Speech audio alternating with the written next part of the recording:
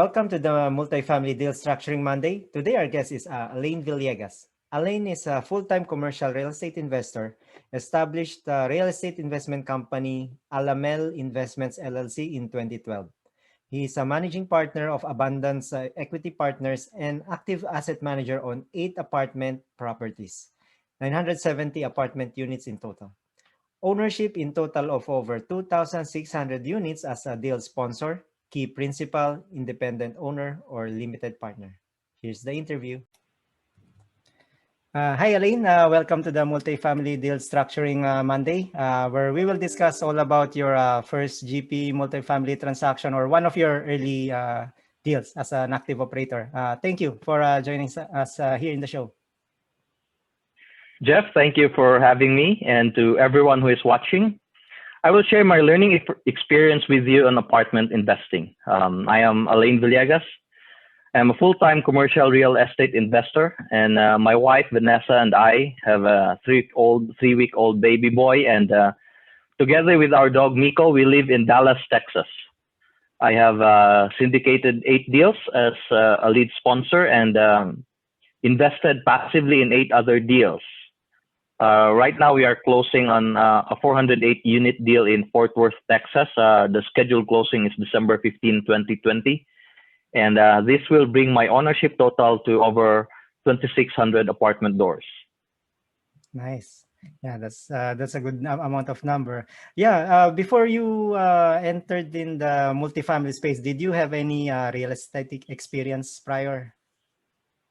Yeah. So my wife and I started on single family rentals and small apartments. We established our investment company, Alamel Investments, in 2012. So back then I was still working as a software consultant and my wife as a physical therapist. So we were doing it on the side. We self-manage our rentals. And we did this until 2017 when we sold our single family rentals and our small apartments. And so I have about 5 years in real estate experience prior to jumping into apartments. That's awesome. Then yeah, you mentioned about you're currently located in Dallas, Texas. Yeah, that's right. Then yeah, how did you end up in multifamily? So I had a goal of retiring early from corporate world, and in order to do this, I was thinking that it's going to be through real estate. And so I set a target of rentals to replace my W-2 income. And I soon found out that it is difficult to scale it faster in single family rentals since I was self-managing them. So it became like I was having a second job. And so I did some homework. I did some study and research, and it came out that apartment is a great space because with economies of scale, apartments enables the owner to hire full-time staff. And I knew then that this is where I can realize my goal of stepping away from the corporate world. Okay, yeah, definitely. Like at least I think the scale, the economies of scale. Like then any limiting belief that you have, and how were you able to overcome it to get to your first multifamily deal? Yeah, so in the single family rentals and small apartments, we operate independently. You are on your own. It's not a team game. So having this mindset that we have since we own our first rentals, our thinking is we can do it all by ourselves. And so we started pursuing bigger apartments with just me and my wife. And we did this for almost a year and came out with 0 doors.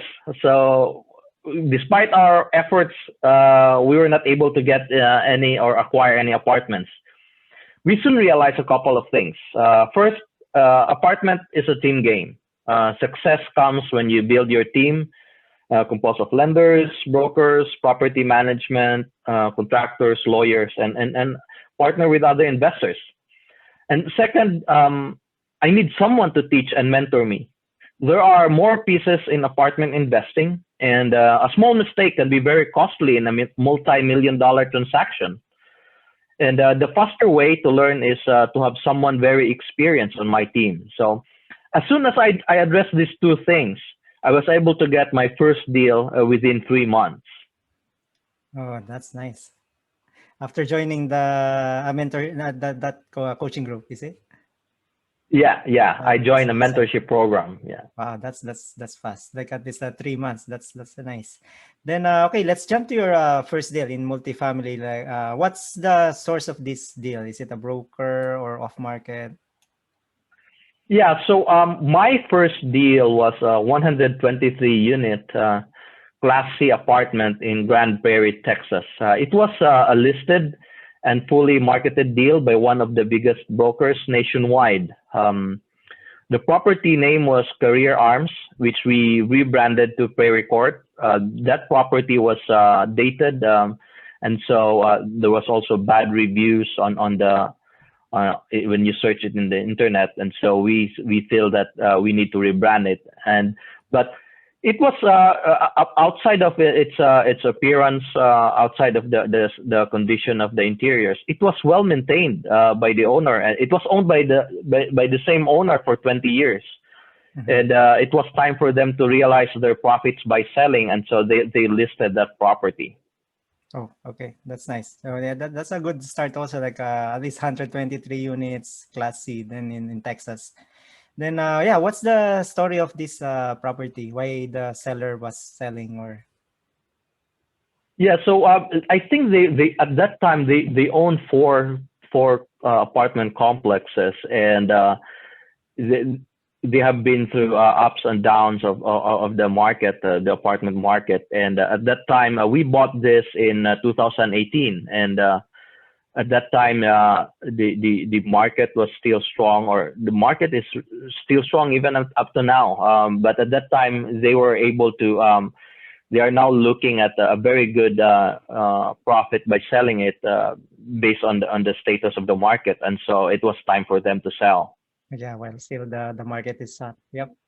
Then yeah, were you able to get a T12 and rent roll for this property? Yeah, so it's normal in a fully marketed deal. We always have the T12 and the rent roll, and as part of course looking at closely at the property, we went through the items there, and one thing that stood out from the financials is the high water bills, and we feel that we can do better than that. By the way, the water is billed back. 80% of the water expense is billed back to tenants. 20% is paid by the property, which is the estimated consumption for common areas, including irrigation of the landscaping. And we realized that if we reduce the water expense by addressing leaks, we estimated an expense savings of around 20,000 per year. But not only that, since we are billing back the utility bill to tenants, the tenants' bill will also come down. It will also be reduced if we address the leaks, and if we install water saving plumbing. And so with the tenants' reduced utility bills, this will allow us to increase rents without pushbacks from tenants as well. So good. We were happy to be able to spot that in the T12, and we got that as part of our business plan. Yeah. Oh, yeah. That's nice. That's a good point also. Like because you're reducing some savings on the water, so it can be like applied now. Like that savings can now be applied to a rent bump because it ends up in the same amount. Yeah. That's good. Then anything else that you recall on the T12 that's kind of a red flag or some yeah. Well, not much. It was we were one of the things that we also spot is it has a very high property management fee, and we dug further why there are more than the 4% or 5% property management fee that's normal in the market, and we found out that they are self-managing it. So basically, they're just paying themselves. It's not that it's really a big. It was almost like 10% property management fee, Wow. and I was like, "Is this really happening?" And then they said, "Okay, so who's doing the property management? Because this looks like it's too much." And we found out that it's they have their own property management business unit, the ownership group, and but outside of that, that's the only thing that really stood out. Okay. Yeah, I think that's a good point, to our listeners too, especially like for 100 units and up. Definitely, the management fee cannot be more than that 5%.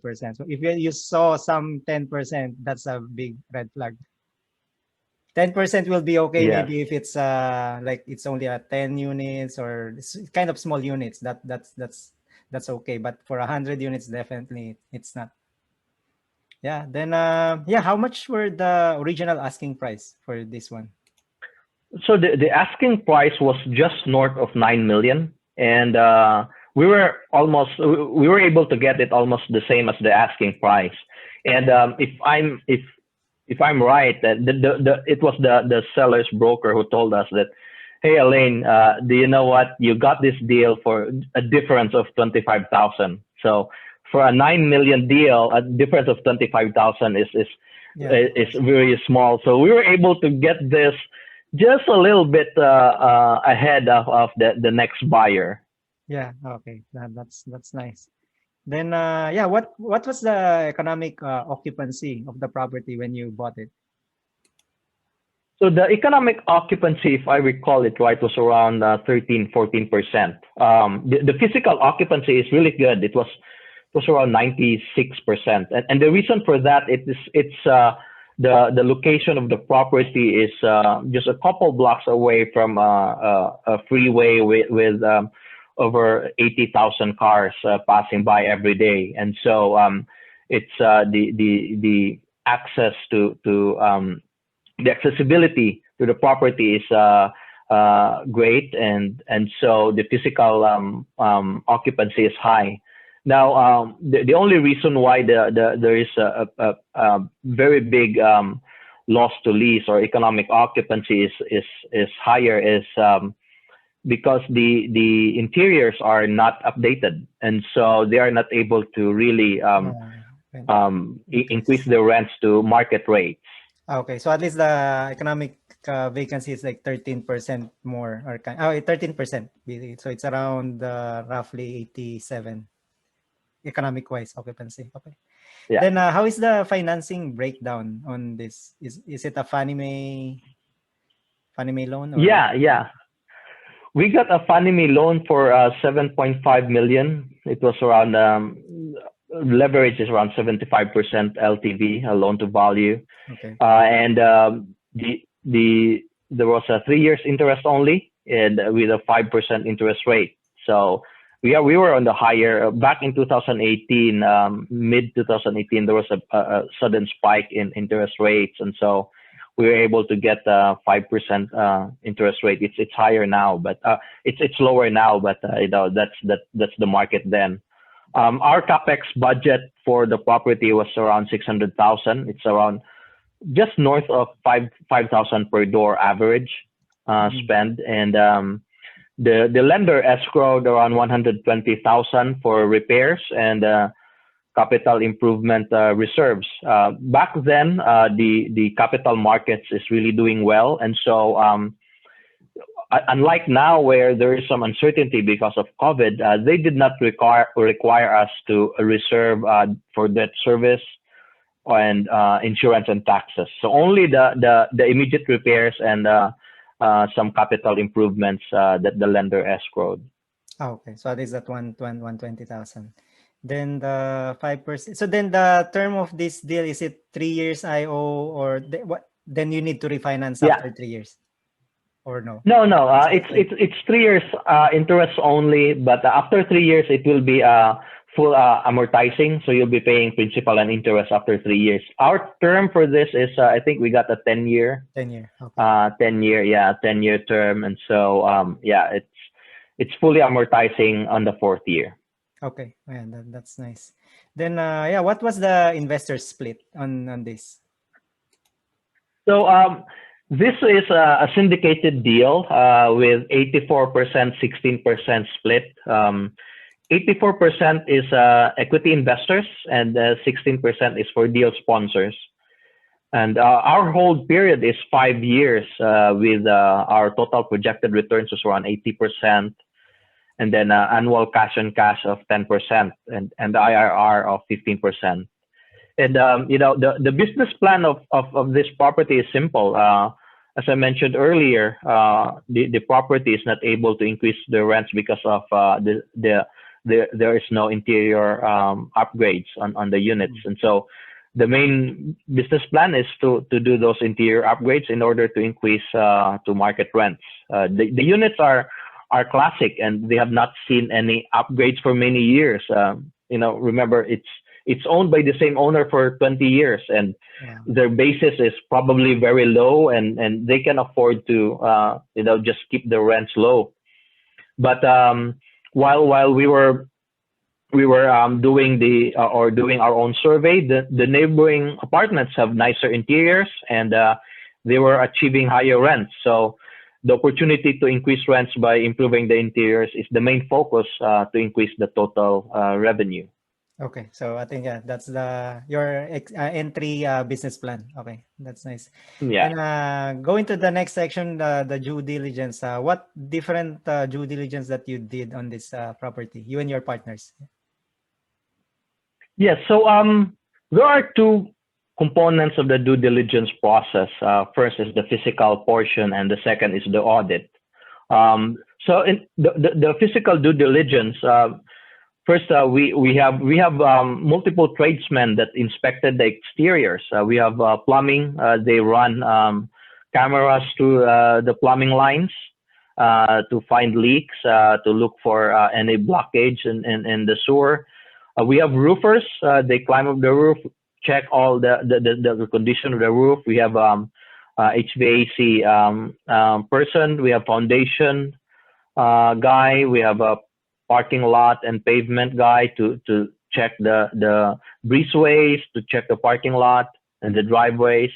And we have carpentry guys to look at any carpentry repairs. I think we also had a pool guy there. So that's for the exteriors. For the interior units, we have two groups walking the units. We walk 100% of the units. One from the property management group. They need to have their own record of what's the condition of the interiors, and also one from our contractor. And so each, whenever we walk the unit, there will be two groups. Each has their own check items. And we were looking at around a 60-point item checklist. So everything. We check in the interiors everything from ceiling fan to drain lines to electrical connections, blinds, doors. So everything. It's there are a lot of things that to inspect, and we have a list of that, and we check that for every unit. So that is the physical due diligence part. Now, the second component is the lease audit and the review of service contracts. So our property management went over leases one by one. First is to validate the rents, to confirm what are the deposits that the tenants made, and review the tenant information. And what this gives us is it gives a clear picture of the tenant profile. And of course, the service contracts review, it's just a normal, what are we getting in ourselves into? Laundry contracts, potentially we were looking at what are the electric contracts, and also cable or something like that. So we went through all those contracts.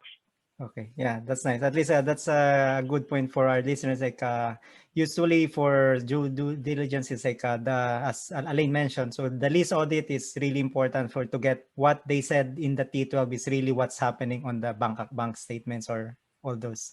Plus the physical due diligence is important because we will see if let's say, will there be any big ticket items, like maybe there's a roof issue or a foundation issue, because that's crucial, because that is like a expensive repair.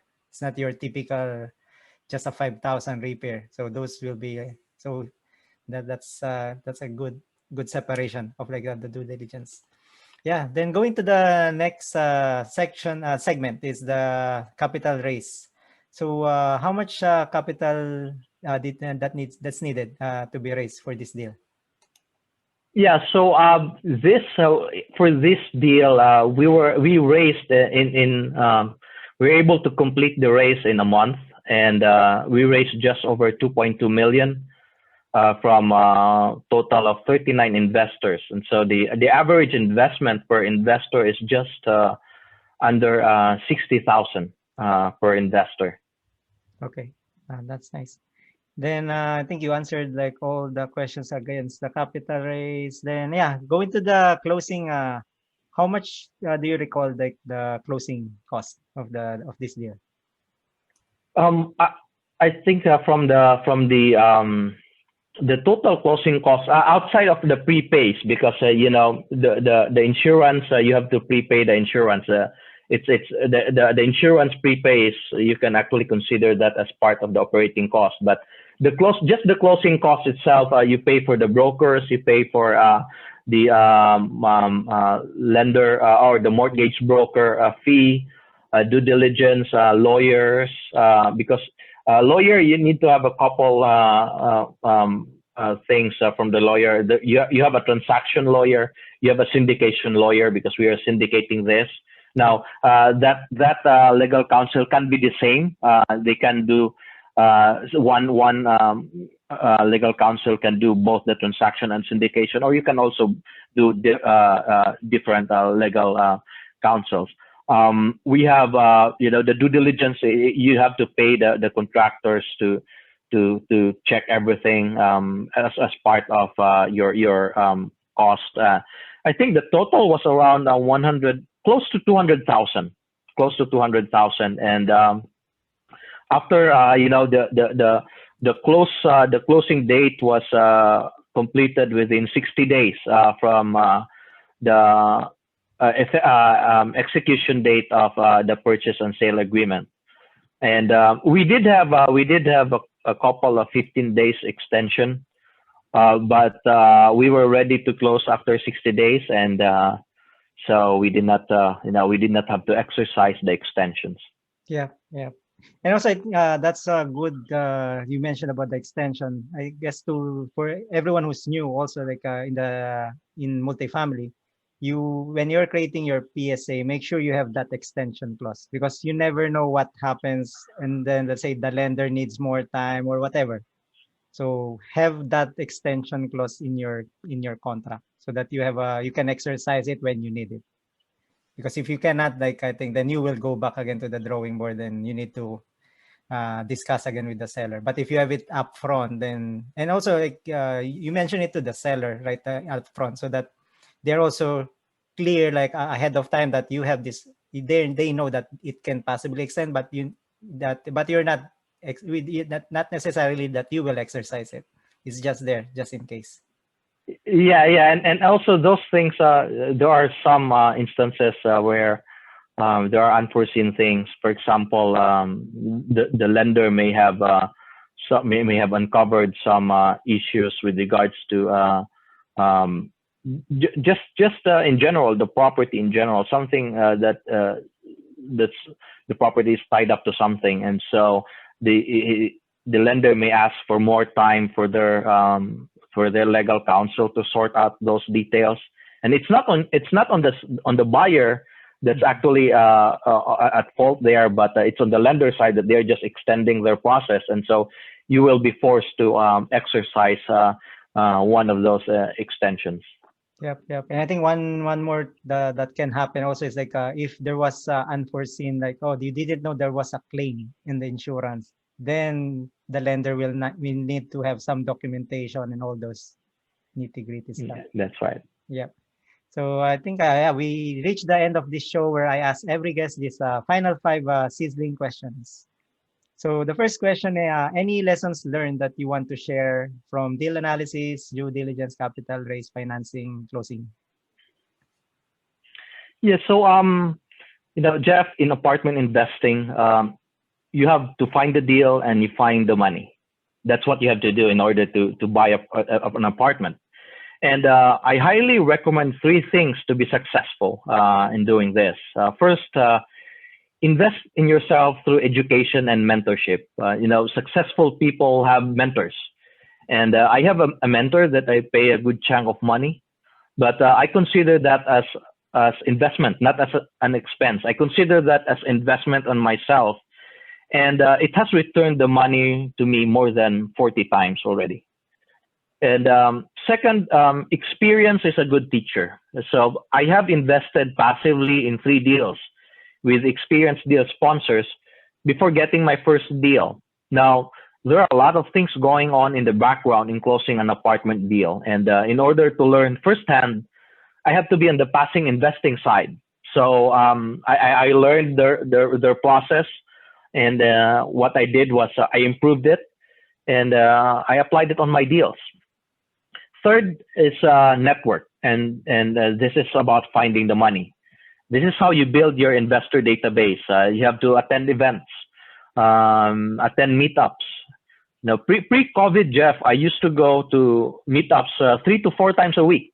Oh, So that's a lot. That's almost every day, and also weekends, yeah. and at least one big event a month. So I always make it a point to attend an event with at least 200 attendees every month. And Nice. what you do in those network is you tell them about yourself and you talk to people. You listen to their investing needs and see if they are fit for your deals. And it is a proven it's proven that getting into these events is a way to find the money. And you'll be amazed that there are many people there who are sitting on their savings, and they just don't know how to make their money work for them. So network, go to events in order to find the money. Yeah, I think that's a good advice. And yeah, as people said, like surround yourself with high net worth individuals. Or also the thing is like go to this networking event, find the ones who are really successful, then get to know them, like what's their process and everything. Then and also meet other people too. Not that you want to only network with those successful. You need to network with everyone because you never know. Like just don't, as people say, don't judge the book by its cover. You never know. Like a simple individual, like dressed down, you never know. They have millions. So network with everyone. Yep. Then That's right. So second question is any recommended books? I go back to the basics. Apartments is all about cash flow, and in order to understand the basic, and in order to understand, or to shift your mindset into being an investor, being a business person, I highly recommend Rich Dad Poor Dad. I've read that book for the first time way back, I think 2003. It's been a while. But every time, when I just want to go back to basics, especially if I find myself like traveling or relaxing on vacation, I still bring that book and still scroll through them. It's an amazing book to get started, especially if you're really starting new in this space. Yeah. I think I also started actually with that book. So most investors, I believe, like started with the Rich Dad Poor Dad, and it at least it impacted a lot of real estate investors, definitely. Then for the next question, any recommended podcast or YouTube channel that you're listening to and would recommend? Yeah, so YouTube channel. So anyone who's watching there, tell your friends to watch Legacy Ownership Holdings. Jeff Gunn. That's the Yes. first thing. Yes. Yeah, for of course I will promote your channel, Jeff. Yeah, I'm on thanks. it, right? Yes. And also, you will learn a lot from Old Capital podcast. They've been a while. Paul Peebles, they call him godfather of multifamily lending. So listen to that podcast. James Sang is great. So I highly recommend that. And they have a lot of they have the many episodes where they focus on or they have guests from their clients who are also buying apartments and have experience doing this. So Yeah, definitely. I'm also listening to that podcast, Derek. And also I think some episodes also like this was discussing the basics also of multifamily there and some lending also because they're I don't know if everyone knows. So All Capital has is a lending. I mean a broker, lender broker. So yeah, yeah, that's definitely. right. Then for the fourth question, this is the time to promote yourself. What's your acquisition criteria for multifamily in terms of location, units, so that people, if they have any deals in that location, then they can reach out to you. Yeah, so we buy Class B and C apartments, mainly in Houston and Dallas Fort Worth markets here in Texas. We also look at the tertiary markets here in Texas as well. But Houston and Dallas Fort Worth is where most of our deals are, and we are confident of or we are pretty much bullish on this market. We also look for deals in Central Florida, Orlando area. I used to live near Orlando, 45 minutes away from Orlando, and so I'm familiar with the area, and it's a good market as well. And also in North Carolina, I have toured Raleigh and Charlotte area, so we are also looking for deals there. By the way, Florida and North Carolina, we don't have a deal yet, but we were not able to buy a property there, but we are putting offers on those markets. Our sweet spot is 80s construction or earlier or later, so 80s, 90s. We don't shy away from getting a 70s construction as long as the property is not run down. Our target is 150 units or more, and we want to have a value add component. It's very important for us because we want to have a forced appreciation of the property value, and we can do that if the property has a value add component to it when we purchase. Yeah, for sure. So I'll put that acquisition criteria of Alain in the show notes. So if you have any deals in North, especially I think if they are hungry for the North Carolina, yeah. So bring them there the deals, especially the brokers out there who is listening. So yeah, the fifth question is yeah, what's the best way to contact you? Yeah, for those who want to invest with us, please reach out to me via email. It's alainvillegas@yahoo.com. That's ALAINVILLEGAS @yahoo.com. You can also find me in Facebook and LinkedIn. Just search for Alain Villegas, and if you find a good-looking guy, that would be me. Yes. Yeah, I will also put Oh, the by links. Yeah. Yeah. Oh, by the way, for especially those who are Filipinos who are, I know Filipinos are good savers, Jeff. You'll be Yes. amazed. I talked to one. I talked to one guy, and it was early in my investing career, and I was talking to him, and it's like, hey, you want to invest?